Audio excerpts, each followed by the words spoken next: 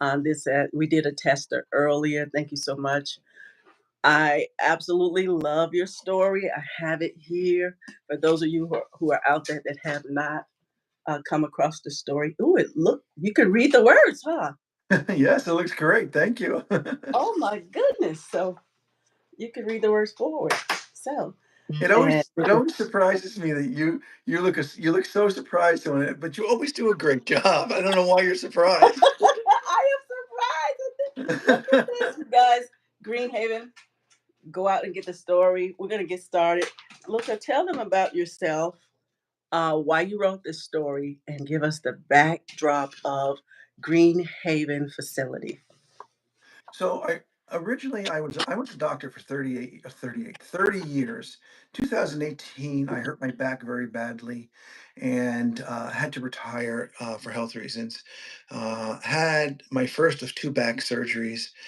When you retire from something because you have to, not because you want to, and you do something as long as I did, as long as anybody does, you gain an identity, but then it's taken away from you, and you lose that. And I remember the first day home from surgery, I'm lying in my bed, and I said to my wife, "I don't know who I am. I don't know what to do with my life now. I don't know who, you know."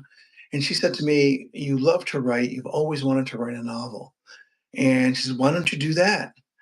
And so she sparked the beginning of Greenhaven. And so I spent the next 4 months writing Greenhaven as I healed from my back surgery. And people ask, "Well, how did you only write it in 4 months?" And I said, "Well, I couldn't do anything else. I couldn't, besides going to physical therapy. I mean, I had, back surgery. I had to heal from discs being removed and things being healed up, healing up. But Greenhaven for me was what kept me from going down that proverbial rabbit hole, and spiraling down into nothingness, because I had to find myself again. And Greenhaven helped me do that, and it helped me recreate myself. What's interesting, and I didn't realize it maybe until quite some time later, is the main character, Cathy Arden, who's the director of nursing at an upscale nursing home here. Her character, because of something that happens to her in the story right in the beginning, she's an ostrich with her head in the sand. She's hiding from the world. She doesn't want to be, she's just going to go through life, going through the motions. She's not going to get herself in trouble or anything. But she finds out the patients or the residents at Greenhaven, her residents, who she's somewhat attached to, especially as some of them, are being murdered, and they're dying off too quickly. And she finds out, as she investigates, that she suspects they're being murdered. And when she investigates a little further, she finds out she's being framed for it. And now she has no choice. She has to lift her head up out of the sand, and she has to live life again to prove her innocence. And it wasn't until maybe a year after I wrote it that I realized I had written my own story in that realm of it. In that, when my career as a doctor ended, that I kind of really, even though I was writing Greenhaven, I didn't really want to pick my head up out of the sand. And Greenhaven started to take off, and people started to like to read it. And I really had to start doing some interviews. Your show included in that, and you were very helpful in that, because you seemed to bring me out a little bit, and um, really had to get my head out of the sand, and that part of Cathy, I think, was part of me. So it was, a little more truth to that than I maybe wanted to admit. Um, but yeah, so Greenhaven for me was me getting my head out of the sand, and me finding out who I was again. I'm this extrovert type of person who really was having a hard time being that person again. And, thankfully I'm there again. So, now people's like, "You don't shut up." And I don't. So I'm happy that I don't, maybe people aren't, but I am. Um, Greenhaven is written, it is my savior. A lot of people said it's a lot of fun to read, even though it is a murder mystery. There isn't anything really graphic in it. I don't write graphic murder type scenes. Well, that's not true. One novel I'm working on now does have my first graphic scene, but we'll get to that. Um, but Greenhaven is about, like I said, a director of nursing who finds out that the patients in her upscale nursing home are being murdered and she's being framed for it. That is the main storyline. There are two other storylines that run simultaneously. I know you love the two other characters. You love the priest and the nun who are in it. They are kind of victims in the whole thing. They come from two very different walks of life, but have very similar experiences. Um, the priest in the story, um, he is a trophy child. He comes from a family that is very well off, and they keep him with nannies and don't show him love. Sister Diane comes from she's an orphan and she's moved from family to family and family also does not is not shown love. They both join the clergy to find a place to belong, and they're put together. And do you remember what they're called?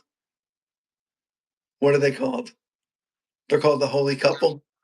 Yes, the holy couple. They don't really consider themselves as, nuns for her sake, brother and sister. So I like the way you kind of weave this story in that. And that is a great backdrop on that story.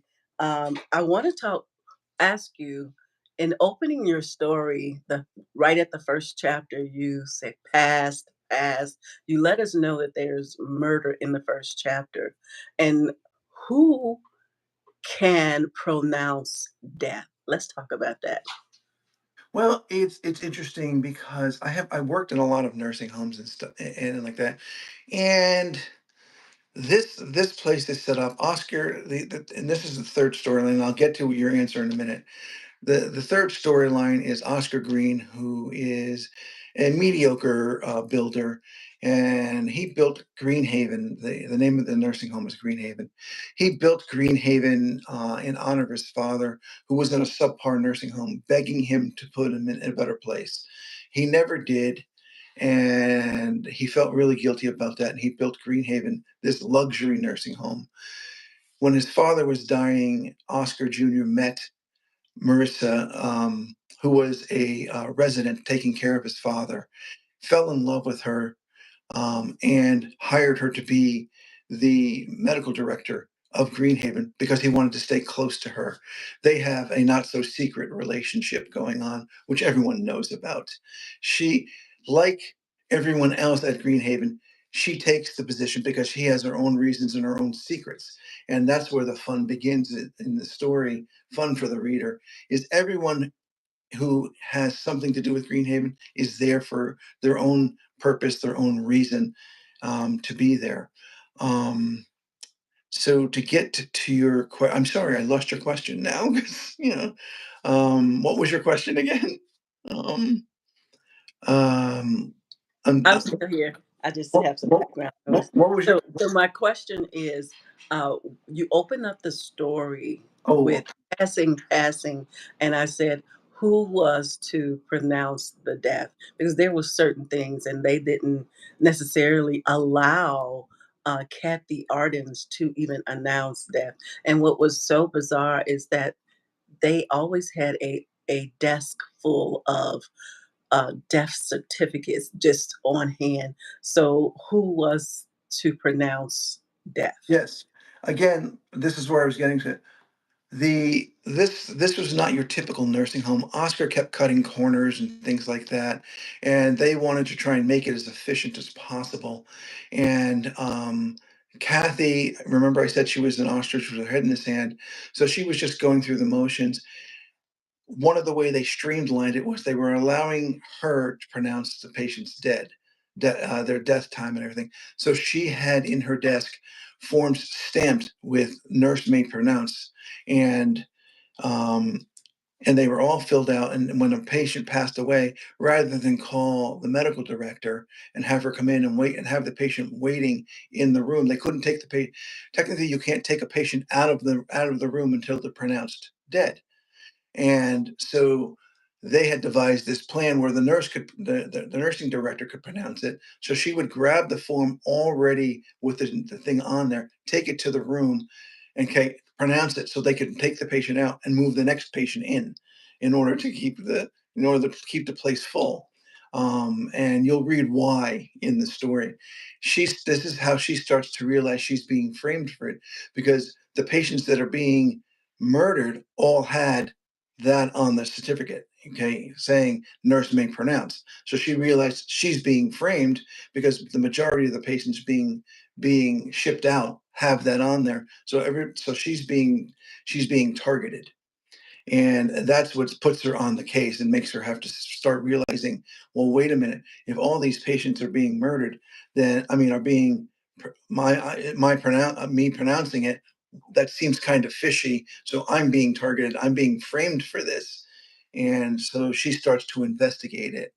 And that's when she starts to realize she's being framed for the murders. And so, yes, it is kind of odd. It doesn't really happen that way in real life, but for the story, it works. It works well. Again, when you're writing fiction, you can take some liberties. So, It seems so real. I'm like, okay, that's yes, a rich place. Okay, they had so many wings, and one of the wings was North Wing. That these different wings where the residents were, but different things happen at different wings. Can we talk about that? yes. So the what happens is in certain wings had different levels of care, and complexities, and they were set up by the amount of money the people had. Um, and one wing was set up for the less rich. They were all rich, okay, too, but some were more rich than others. In one wing, the nursing staff and the aides went in and they took care of the patients, but because the place was a place of luxury. In a regular nursing home, you might have one or two aides to 7 or 8 patients. Here, you had one aide would take care of 3 patients or 4 patients. But then in the other wing, there was one patient and one aide. Okay, they all had their own aides and things like that. So it was 1 to 1 as opposed to 3 to 1. In a regular nursing home, it might be 5 to 1 or 7 to 1 or even more, depending on the place. So I set it up that way so you could get an understanding of the luxury the place had.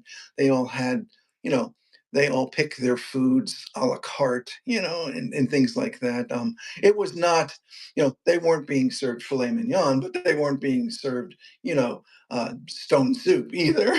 So and the one thing they did have in common, and I'm sure I'm going to get hate mail for this, um, is, and having worked in nursing homes, um, one of the lines that I get a lot of comments on, and usually from people who've worked in nursing homes, is I say that Greenhaven is a place for the rich and the forgotten.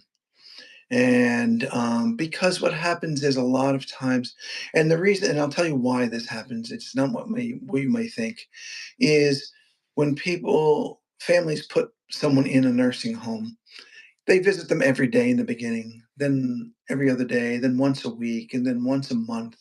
Okay. And that's not to say it's something bad. It's emotionally difficult. Okay. And there's a lot of guilt that's involved. There's a lot of pain that goes on, emotionally about that. So it gets hard to go. Okay. And so by nature, we kind of spread that out. So we don't feel it as badly, I think.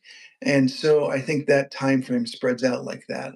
That's my theory on that. I got, there's nothing that's just that proof, no proof for that.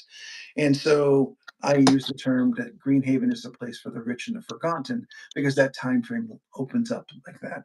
And a lot of people who work in nursing homes understand that. A lot of family members are like, "Oh yeah, that does happen," and so I get a lot of comments on that. I'm like, "Oh my god, I didn't realize that, but that is true." Mhm.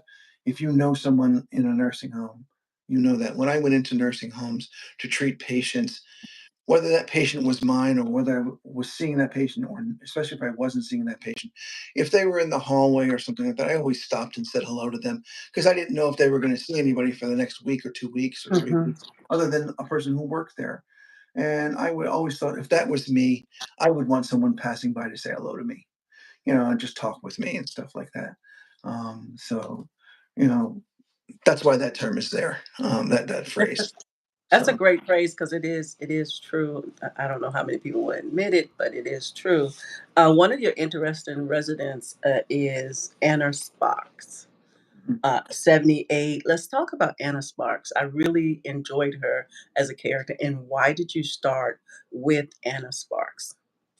It started with Anna Sparks because I wanted to show um, the compassion that family can have for Anna Sparks, and I had a feeling you'd pick Anna because I know Anna. We've talked about, you and I have talked about Anna before. Okay, so Anna Sparks. I talk about Anna Sparks in a way. Um, she had a very compassionate family. All the family photos were there. Anna Sparks, her husband and her owned a furniture store, and they did very well. She had family photos all over the place, and Anna was one of the first patients to pass in the story. And she had a blanket on her bed that had all the pictures of her grandchildren and her family because Anna had memory loss, and they wanted her family to remember her. Her family. They wanted her to keep seeing them and remember them. So they created this blanket that she had that had all their photos on them. And Anna was to be buried in her wedding. Her when her husband and her had their 50th year um, um, redoing of their vows. Her wedding dress hung in the closet in her room, and she was to be buried in that. And her family made sure it was there for her. These are the sentimental things that families do. And a lot of this stuff comes from experiences that I had in visiting these patients in the facilities, things that stuck with me that families had done. Um, it's there's like I said, there's a lot of stuff that is in this in a lot of experiences in this story that are taken from truths that I experienced at working in these facilities. Um, some of them are heart-wrenchingly true, and some of them are based in truth, um, that I've elaborated on. That my mind ran with. There's another instance of a gentleman who's in his 90s, who was an attorney, who's still got a lot of spunk and still wants to fight for Kathy for some reason, and wants to come out of his, he's bedridden, wants to come out and practice law and get into a fist fight, for her, and he's 90 something years old, and but it's kind of fun and stuff like that too. I don't write I have a quirkiness about me, so I don't write all seriousness to it. I Mhm. like my readers to have a break and have a little humor and a little Love it. quirkiness added into it. I don't. Sometimes if it's all heavy, it doesn't work for me. Mhm, So, mhm. and I know But this. your book, Luca, it start out the gate. Some people you said it was a slow burn, but it's slow, but it's quick. It's like the minute you put the lighter fluid on the coals and you strike the match, it's going to Thank you. burn. And then some of them you have to, I'm not saying I was a professional, but I see my dad and my husband do pretty well with lighting up, the lighting up the Barbie, the grill to put the, whatever you're gonna put on it. And then I've also seen where, it's a slow burn where you have to sometimes put newspaper, sometimes put wood to get it to start again. But with yours, it is the coals is laid down, the lighter fluid is on it. It's that process. But once the match come, it burns. And so that's what I like about your story because it is a slow, quick burn, if you will, to say it like that. And so I know you said the other day that this is a standalone, and then you gave us very great news that you are working on it, but it'll be 26, 20, 25, 20, 26, right? Just pretty much in the 26. And so I think this is in our time is up. Woo! And so I wanted this part right here to be a segue into the next book. So will there be the same characters? Will there be a different spin? Will it, uh, I'm trying to remember, help me. For some reason, why do I think was anybody pregnant? No, I no, don't know why I thought about that, but no one. but going forward, where are we gonna? Because I know you gave us a great ending. We wasn't missing anything, but Thank you. um, what can we look forward toward the segue into the second book? You The know. the the second book has most of the characters coming back. Okay. And yes, you're right. When I finished writing it, I was done. There wasn't going to be a sequel. There's been a lot of ask for a sequel. So I have the sequel in mind. I have another novel I'm finishing right now, and one after that. I have one done, one film finishing, and then I will write the sequel. Um, the sequel is coming. It's going to be um, a lot What's the stronger. title? What would be the title? Would it be part two? What would be the title? Don't have a title for it Don't yet. have a title yet. Don't have a Mhm. title for it yet. Um, it will be a lot stronger. It picks up exactly where this one leaves off. Okay. It will Okay. pick up exactly where this one leaves off. So when you finish reading it, um, you'll understand where it picks off because this one does leave the door open. Okay. And it's going to be, I think, very strong, very powerful. Mm. One of it, it will be more from one of the supporting characters taking a stronger role. Mhm. Cathy will be involved, but she will not be the main character. It will be told from another point of view. Okay. Um, but I won't tell you who yet. I know, I I will be know. back I'm getting nosy. I'm getting when we nosy. get closer. I will be on your show telling you that. Okay. So Okay. Awesome. Awesome sauce. Okay. So, a few more things before you close out. Of course, you'll give us a what you want the readers to take away, but do you get or had you got any slap back in the medical industry as to uh, writing this book, and had they read it and any slap back there? no, actually, it's been very positive. Actually, it's been I didn't write it in such a way that it really harms anybody. Mhm. It's not harmful in that it puts anybody down. There is the nun and the priest in there, and a bishop and stuff like that. Um, and I did use the term the holy couple, so I worried that that was going to be a little shaky. Yeah, yeah. But nothing from there. I think the Catholic Church has bigger worries than me right now. So That's um, what I wanted to know. That's exactly what I wanted to know. no, And no. your book that you finished, are you going to put that out sometime late 25? Late. And I'm is hoping this for the late one? 25. Is this the book that you talked about? We were on other shows that you talked about how there is a woman, she's helping in the medical field those who are Yes. can't afford care and stuff like Yes. that. This is about a young doctor. Her name is Jordan Carey, who grew up upper middle class, takes an inner city residency, and finds out there's a whole world of people out there who can't afford health care. She Mm. decides to open up. She passes on a luxury practice where she could make a lot of money, and opens in an inner city neighborhood, thinking she's the one going to save them. And she finds out that they're their own ecosystem. They've got it handled. She Oh, winds up in trouble and is put on trial, and they come to save her. oh, And wonderful. she becomes What's the part of. name of that book? And you said end of Well, 25? the working title of that book right now is Standards of Okay. Care. And that I'm title sorry, maybe you cut off a little. Did you say it'll be the end of this year? Maybe the end of second this book? year, maybe. No, sorry, middle of next year, end middle of 25, beginning of 26, depending on Okay. the agent and publisher on that. Well, agent, you better get that out there quick because Luca can write. He can write. For those So of you that are out there, Luca DiMatteo is our guest today. A phenomenal book, Green Haven. Let me get it right here so you guys can see it. You would want to get. I don't know what. Let's see. Maybe if I. What am you I got doing? it. You got it. Okay. Hold it up on So this end. there you go. There you go. So we can see it. And Mine's so back. Luca DiMatteo book, go out and get it, guys. You will not be disappointed. So catch up just in time for those other for the part two of this story. Um, I met you through Queenie Clem. Isn't it funny how when you meet somebody through somebody else and you thought you met them on yourself? I Yes. didn't meet you myself. I met you Yeah, through yeah, yeah. another person, and I feel like I met you myself, but I didn't.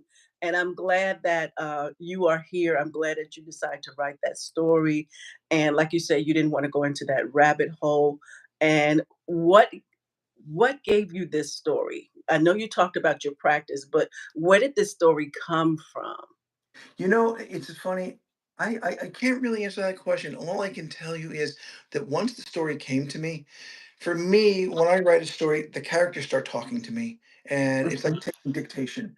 I just write as fast as I can or type as fast as I can, and it's like they're talking, and I have to type as fast and get it mhm. down. And then when it's time to edit, they're just telling me where I got it wrong. I'm not making it up. They're telling me, okay, and I just try to put it down as fast as I can.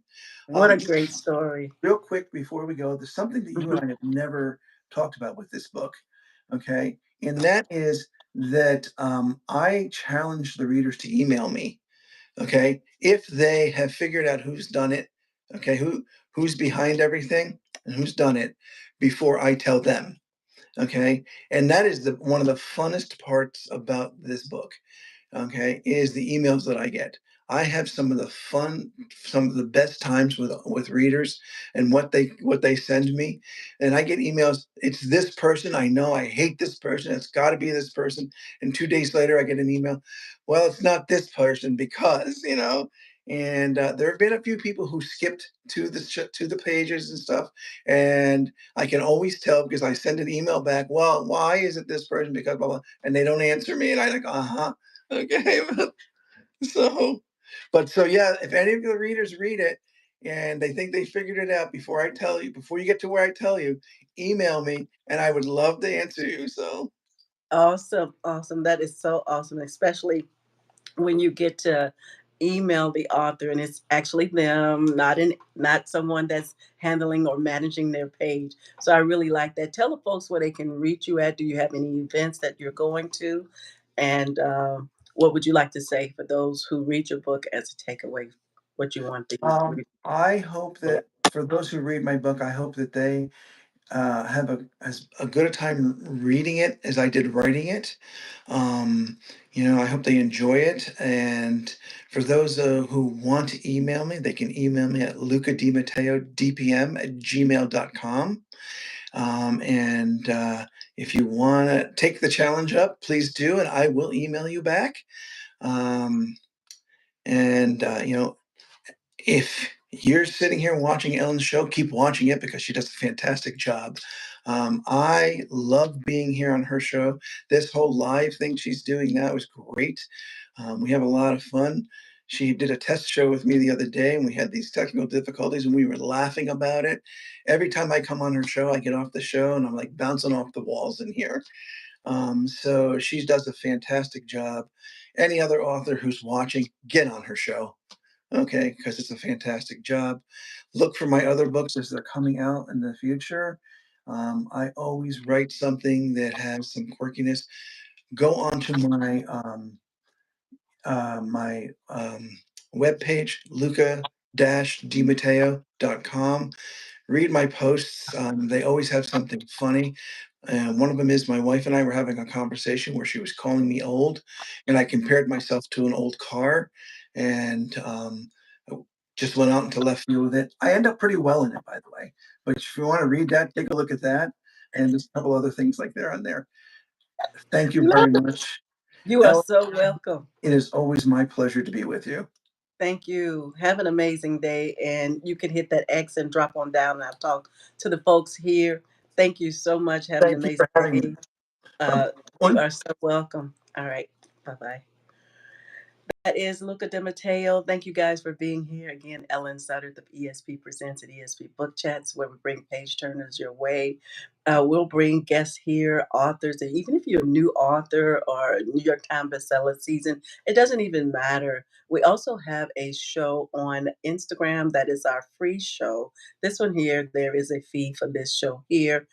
It is 30 minutes to 30-minute show, as well as the other show on Instagram. The quick shows are a 3 to 5 minute show. We try to have at least five authors just come in, tell us about themselves, their book. It's a quick impromptu platform to get your book out there. So you guys have an amazing day. Thank you for watching, sharing, and those who are watching in real time, thank you so much. You guys have an amazing day. Again, Ellen Sutter, the ESP Presents and ESP Book Chats, where we bring page turners your way. Have an awesome day. Bye bye.